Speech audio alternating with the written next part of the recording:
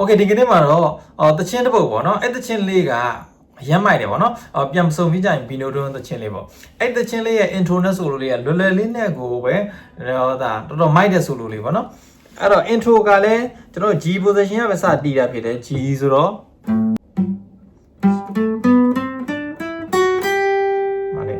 Do Re Mi Fa Sol La Ti Do G စာ G ဆုံး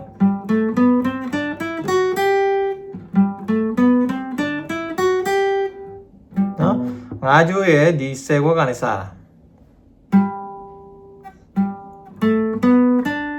sorry အဲ့စတီးတော့လေဒီကပဲစတီးမယ်တချင်းရဲ့ intro လေးကြတော့ဘယ်လိုလာလဲဆိုတော့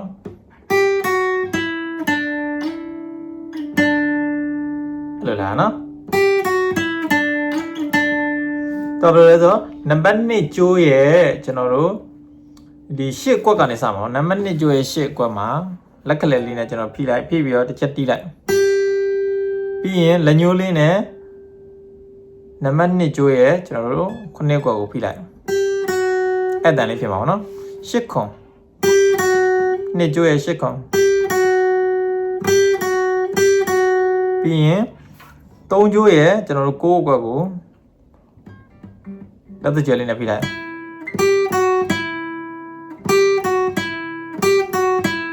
ပြီးရင်3ကျိုးရဲ့9ကွက်ကိုလက်ညှိုးလေးနဲ့ပြန်ခုံလိုက်အဲ့ခုံနေနဲ့အဲ့လက်ညှိုးလေးကဆွဲရမှာနော်9ကနေ9ကိုစလိုက်ဆွဲတယ်လို့ခေါ်တယ်အဲ့လိုမျိုးလေနော်အဲ့တော့2ကျိုးကနေပြီးတော့8ခွန်လေနော်ပြီးရင်အဲ့လက်ညှိုးလေးရပဲပြန်ပြီးတော့9ကွက်မှာတော့ဖိလည်းလေးပဲနော်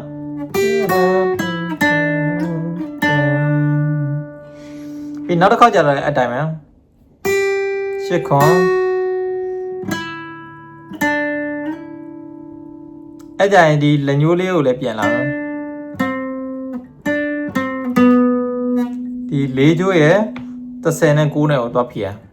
လက်ညှိုးလေးလည်းပါမယ်နော်လည်းလေးနော်အနေပြန်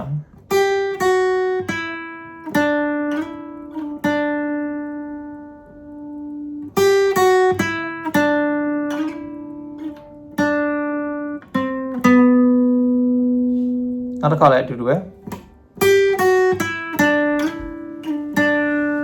ပြီးသွားရင်နော်တော့ intro လေးကအဲ့ဒါလေးပဲ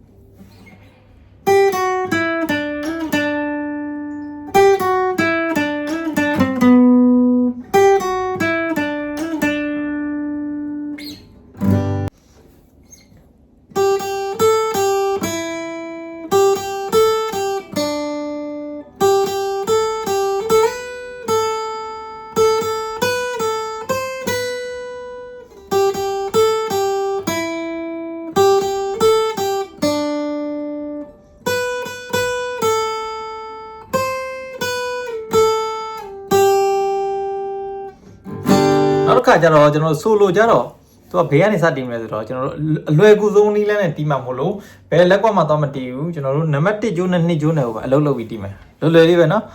beginner တွေအတွက်လည်းမိုက်တယ်လိုက်ပြီးတော့လေ့ကျင့်လို့လည်းလွယ်တယ်ဗောနော်1ကျိုးရဲ့3ကွက်မှာလက်ညှိုးလေးနဲ့ဒီလိုလေးထားမယ်နှစ်ချက်တီးမှာဗောနော်1ကျိုးရဲ့3ကွက်ကိုနှစ်ချက်တီးမယ်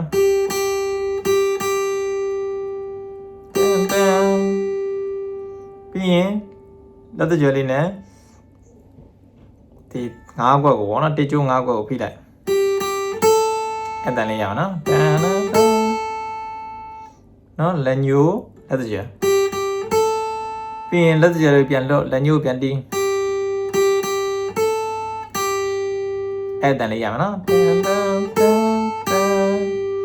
ပြီးရင်ဒီလက်တစ်ကြွယ်လေးနဲ့ပဲ2ကျိုးရဲ့9ကွက်ကိုတော့ဖိ2ကျိုးကိုတီးလိုက်အဲ့ကြနေကြိုဒီရိုင်းနော်နောက်တစ်ခါလည်းအတိုင်းပဲဒီလက်ညှိုးကိုပဲဖိထားအောင် လက်ညိုးက3ကွက်မှာပဲဖိတာဒီကကြလက်ညိုးလေးအပေါ်တက်လိုက်နှစ်ကျိုး3ကွက်အဲ့လော်လေးပဲရပါတယ်နော်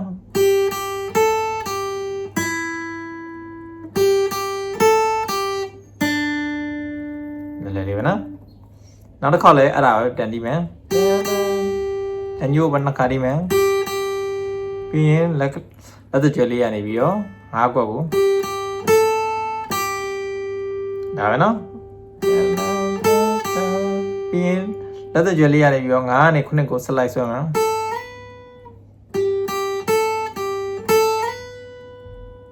ပြီးရင်လက်ညှိုးလေးက9ကွက်ကိုရှေ့သွားမှာ9ရဲ့တစ်ကျိုးနော်အဲ့တော့အစပြန်ဒီ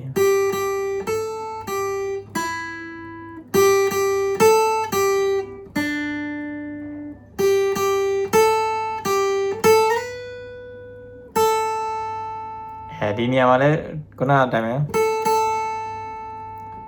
တီကျိုး9ကွက်မှာနှစ်ခါတီး9ကွက်လက်တကြွပြီးရင်လက်ညှိုးပြန်တီးပြီးရင်8ခွန်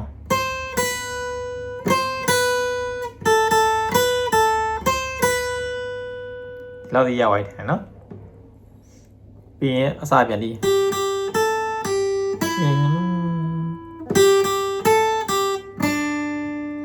အဲ့ဒီတူပဲနော်ပြီးရင်ခုနှစ်ကိုလာပြီးခုံဆွဲပြီးတော့လက်စကြွယ်လေးနဲ့ခုံဆွဲပြီးတော့နော်3ခါတီးမယ်ပြီးရင်တကျိုး9ခွက်မှာအဲ့လိုတန်နေနော်3ခါတီးမယ်ပြီးရင်တကျိုး9ခွက်မှာလက်ညှိုးလေးဖိလိုက်ပြီးရင်တကျိုးရဲ့ရှယ်ခွန်5 3ဘယ်လိုလဲနော်အနီးက